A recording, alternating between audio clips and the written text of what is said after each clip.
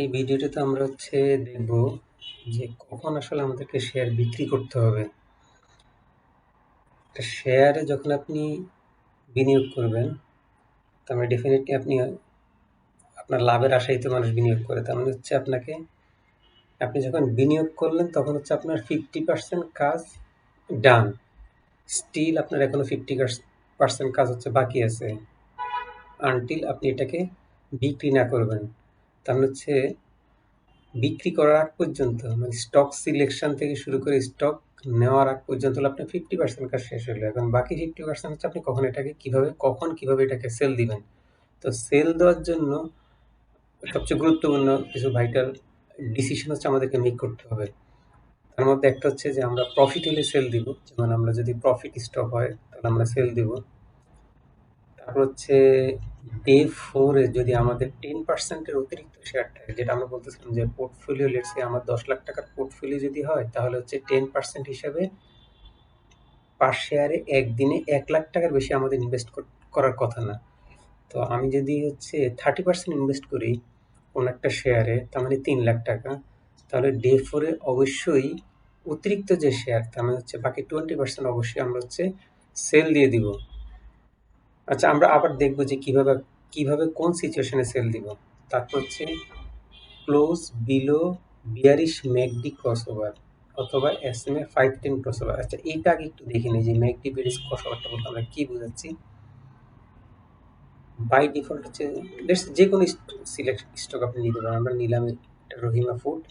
এখানে আমরা ম্যাকডিটা নেই, ম্যাকডি আর নর্মাল মুভিং অ্যাভারেজ যেটা সেটা নিলাম, সরি MA ক্রস। ওকে, ফাইন। এখন আমরা যেটা বলতেছিলাম যে MA ক্রসকে আমরা সবসময় 5 আর 10 এই দুইটা টাইম ফ্রেম দিয়ে আমরা জাজ করব। আচ্ছা, এখানে আমরা বলতেছি যে আমরা কখন সেল দিব। সেলটা দিব একটা তো বললাম 10% প্রফিট স্টক হলে অবশ্যই আমি সেল দিব। আর একটা অতিরিক্ত শেয়ার থাকলে সেটা আমরা বিক্রি করে দিব বা 10% কিপ করব। তারপর স্টকের কারেন্ট প্রাইসটা যদি ম্যাকডি বিয়ারিশ ক্রসওভার হয় অথবা simple moving average 510 bearish cross হয়েছে। এটা কি আগে দেখি, ম্যাকডি বিয়ারিশ। এই যে এটা আমরা যদি দেখি এখানে ম্যাকডি বুলিশ, সো এখানে ম্যাকডি বিয়ারিশ। তার মানে যদি কখনো আমরা স্টক এখানে কেনার পরে এই পজিশন যেটা আমরা বলতেছি যে ক্রস পয়েন্ট কেনার পরে কেউ যদি স্টিল হোল্ড করে রাখে অথবা অন্য কোথাও যদি সে এন্ট্রি নেয়, লেটস সে এখানে নিল অথবা এইসব পজিশনে যদি এন্ট্রি নেয়, তাহলে এই পজিশন এই যে এখানে বুলিশ মানে রেড লাইন উপরে আর এখানে রেড লাইন নিচে, এই যে ইন্টারসেক্ট পয়েন্ট ক্রস যেটা, এই ইন্টারসেক্ট পয়েন্ট দেখেন দুইটা একই অলমোস্ট কাছাকাছি। ম্যাকডিটা আগে জেনারেট করছে আপনার অগাস্টের 13 তারিখে, তার মানে এখানে অবশ্যই সেল দিয়ে দিতে হবে। মানে ম্যাকডিটা বিয়ারিশ, এটা বুলিশ, ব্লু লাইনটা উপরে রেড লাইনটা নিচে, আর এটা বিয়ারিশ। সো এই পজিশনে অবশ্যই আমরা স্টক সেল দিব।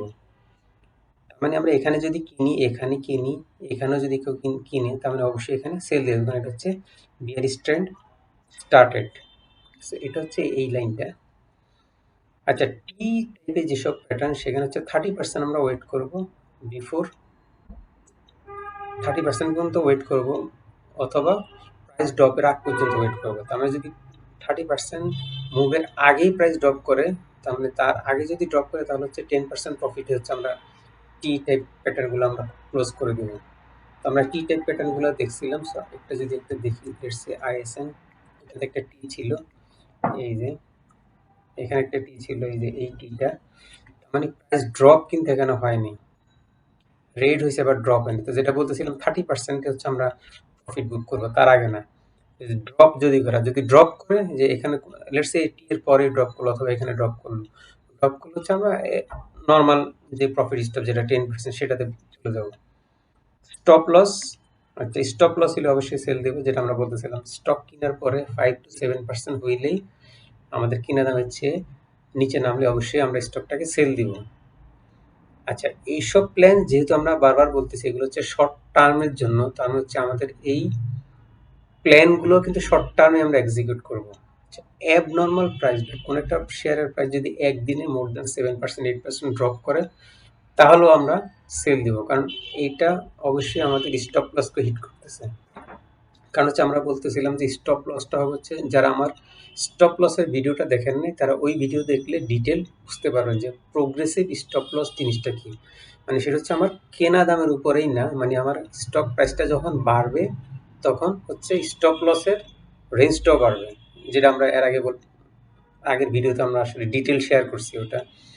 তা আমি হচ্ছে কোনো একটা প্রাইস যদি অ্যাবনর্মাল ড্রপ করে, যেমন আমরা যদি দেখি যে আজকে গতকালকে কিছু শেয়ারের প্রাইস অ্যাবনর্মাল হচ্ছে ড্রপ ছিল, যেমন আমরা যদি যেমন এই যে আনোয়ার, এটা অ্যাবনর্মাল প্রাইস ড্রপ, দেখেন সর্বোচ্চ প্রাইস ড্রপ ছিল এই দিনে।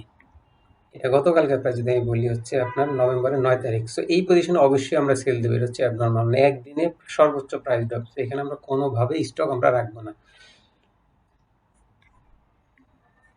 এইটা আর কি, যে তা মোর দেন 7%, ওটা হচ্ছে আপনার অলমোস্ট 10%-এর কাছাকাছি। আচ্ছা, ম্যাক্সিমাম হোল্ডিং টাইম, তার মানে আমরা যেটা বলতাম একটা স্টক কেনার পরে আমরা যেহেতু শর্ট টার্ম দামের সব হচ্ছে 5 days ওয়েট করবো এবং 5 days গিয়ে সেল ডিসিশন নিয়ে নেব। মার্কেট টপ, এটা কিন্তু আরেকটা সেল ইন্ডিকেটর, মানে মার্কেট যদি ম্যাকডি টপে থাকে তাহলেও সেল দিব। যেমন আমি যদি বলি যেমন ডিএসসি এক্স, এটা হচ্ছে আমাদের স্টক এক্সচেঞ্জের মার্কেট। যে মার্কেট টপ বলতে আমরা কি বোঝাচ্ছি, এই যে মার্কেট যদি বিয়ারিশ হয়, আমরা একটু স্টকের বিয়ারিশের কথা বলতেছিলাম, তাহলে মার্কেটটা যদি বিয়ারিশ টপ হয়, যেমন এই যে এখানে হলো টপ টপ থেকে পড়া শুরু হয়েছে, এখান থেকেও মার্কেট ফলিং, এই যে এখান থেকেও মার্কেট ফলিং, এই যে আমি যদি তাড়াতাড়ি যাচ্ছি যে হচ্ছে যে রেড লাইনটা নিচে, ব্লু লাইনটা উপরে, তো এইসব সিচুয়েশনে যেখানে টপ, তার মানে এইসব সিচুয়েশন হইলে আমাদেরকে বের হয়ে যেতে হবে। এবং সেক্ষেত্রে মার্কেটের ম্যাকডি, আমরা যদি ম্যাকডিটা দেখি, এটাও কিন্তু টপ। টপ বলতে আমরা বোঝাচ্ছি বিয়ারিশ, যেমন এই যে এখান থেকে মার্কেট এখান থেকে ফল করা শুরু হয়েছে, ম্যাকডিও কিন্তু দেখেন কি অবস্থা, রেড লাইন উপরে ব্লু লাইন নিচে, তার মানে এখান থেকে মার্কেট ফল, ম্যাকডি কিন্তু এখন পর্যন্ত ডাউনেই আছে, মানে বিয়ারিশই আছে, এখানে স্লাইটলি আপ হওয়ার ট্রাই করছে বাট আবার ফল করছে। সো এইসব সিচুয়েশনেও আমাদেরকে স্টক সেল দিতে হবে, মানে ম্যাকডিটা এরকম চলে গেলে অবশ্যই আমরা স্টক সেল দিব।